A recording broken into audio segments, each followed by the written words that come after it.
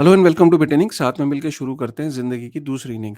यार एक बहुत बड़ी खबर आ रही है और इस खबर की इम्प्लीकेशन मैं एंड में बताऊंगा कि इस खबर के बाद और इसका इफेक्ट क्या होने वाला है। एसईसी ने लूना को लूना के ऊपर नोटिस भेजा है और लूना को ये बोला है कि लूना एक अनरजिस्टर्ड सिक्योरिटीज थी। और मैं आपको एग्जैक्टली जो न्यूज़ है वो मैं आपको पढ़ के बता देता हूँ कि एसईसी स्यूज टेराफॉर्म लैब्स जो कि लूना जो था और यूएसटी जो स्टेबल कॉइन था उसके पीछे टेराफॉर्म लैब्स थी, उनको और डो क्वान को नोटिस जारी हुआ है कि दे वर मिसलीडिंग इन्वेस्टर्स और ये एक अनरजिस्टर्ड सिक्योरिटीज थी, राइट?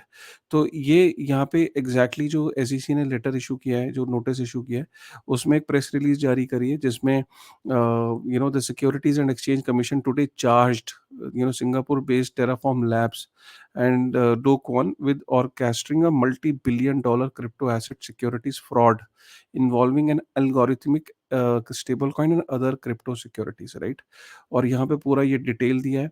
यहाँ पे इन्होंने बोला कि इन्होंने एम एसेट्स यूएसटी अपने इन्वेस्टर्स को दिया और इन्वेस्टर्स को देने के बाद इन्होंने उसमें ये प्रॉमिस किया कि ये ना यूएसटी जो है एक यील्ड बेयरिंग स्टेबल कॉइन भी है। एंकर प्रोटोकॉल का रोल भी इसके अंदर 20% इंटरेस्ट मिलेगा आपको थ्रू एंकर प्रोटोकॉल को भी इसमें घेरा गया है। और इसमें एसईसी ने ये क्लियरली बोला है कि जो जो जो टेराफॉर्म लैब्स जो टेरा लूना है ये एक अनरजिस्टर्ड सिक्योरिटीज है और ये एक क्लियरली एक फ्रॉड कमिट हुआ है, राइट? और यहाँ पे ये बहुत इंपॉर्टेंट है। यहाँ पे जो गुरबीर एस ग्रेवाल जो director of SEC division of enforcement है, उनकी आप स्टेटमेंट देखो। Today's action not only holds the defendants accountable for their roles in Terra's collapse, which devastated both retail and institutional investors and sent shockwaves through the crypto markets, but what once again highlights that we look to economic realities of an offering, not the labels put on it। तो यहाँ पे ये कह देना कि सिर्फ कि decentralise है और कंप्लीटली डिसेंट्रलाइज है और इसको कोई एक आदमी रन नहीं करता, वो लेबल को नहीं देख रहे। एसईसी ये देख रहा है कि एग्जैक्टली हुआ क्या, राइट? तो वो लेबल्स के ऊपर नहीं जा रहा है, राइट?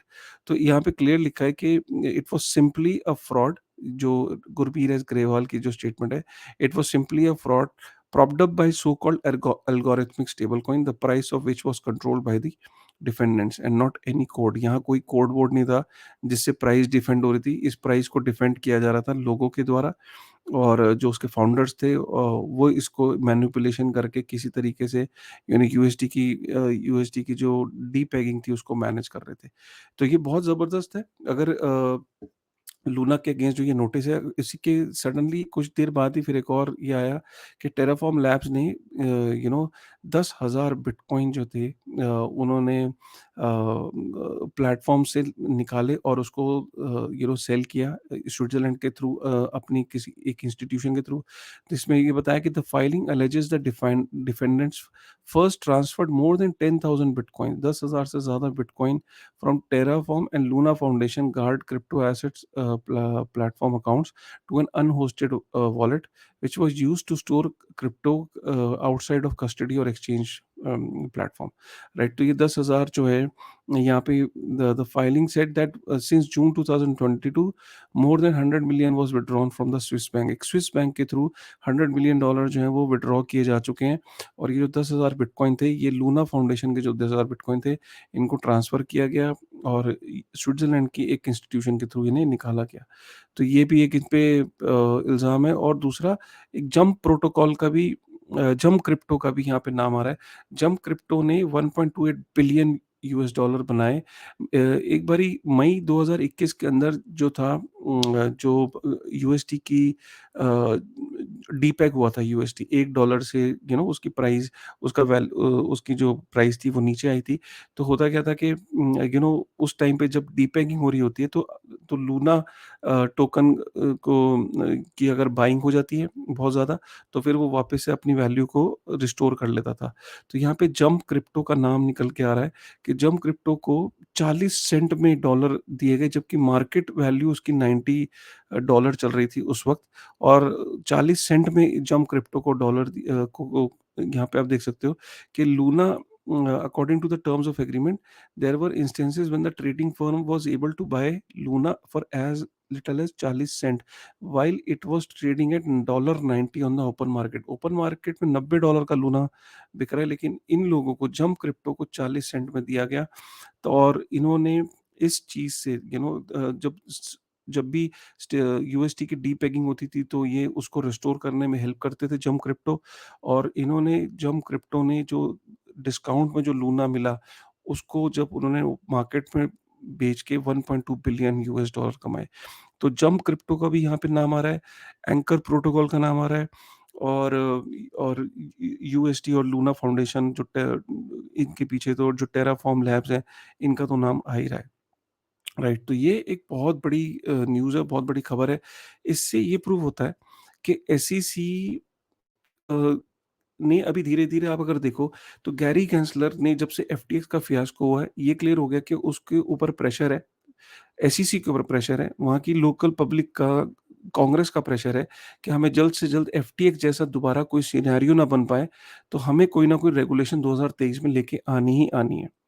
और इससे ये क्लियर साबित होता है कि पहले एफटीएक्स, फिर गैरी गेंसलर ने और एसईसी ने जो क्रैकन के ऊपर जो क्रैकडाउन किया, कि जो स्टेबल कॉइन्स के अंदर स्टेबल कॉइन कह रहा हूँ, जो स्टेकिंग सर्विसेज जो वो इशू कर रहे थे अपने क्लाइंट्स को, वो अब इशू नहीं कर सकते।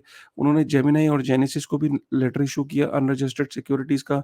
काफ़ी सारे इन्फ्लुएंसर्स ने जिन्होंने आईसीयूज़ को प्रमोट किया था, उनको भी लेटर्स इशू किए हैं।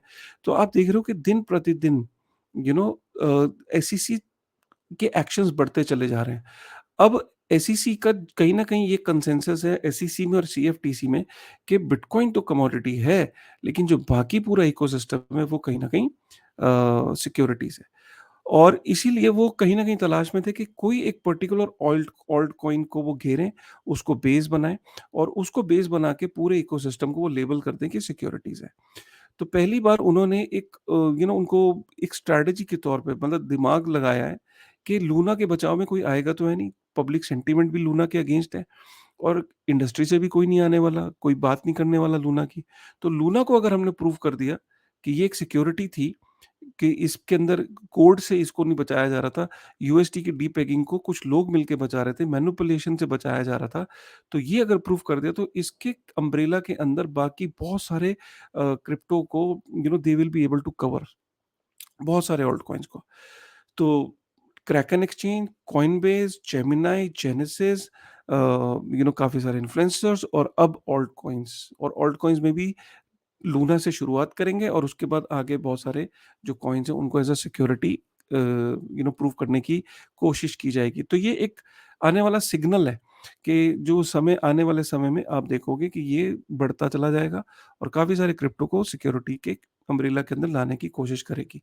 सिक्योरिटीज़ होते ही काफ़ी सारा जो इकोसिस्टम है वो बाहर मूव करेगा यूएस से, और काफ़ी सारा शट डाउन कर देगा जो मूव नहीं करेगा, क्योंकि सिक्योरिटीज़ लॉ के अंदर जो यार्डस्टिक्स है, जो सिक्योरिटीज़ जो चलाने के जो कानून के अंतर्गत आपके जो डिस्क्लोजर्स हैं और जो फॉर्मेलिटीज़ हैं, जो चीज़ें आपको करनी है, वो इतनी ज़्यादा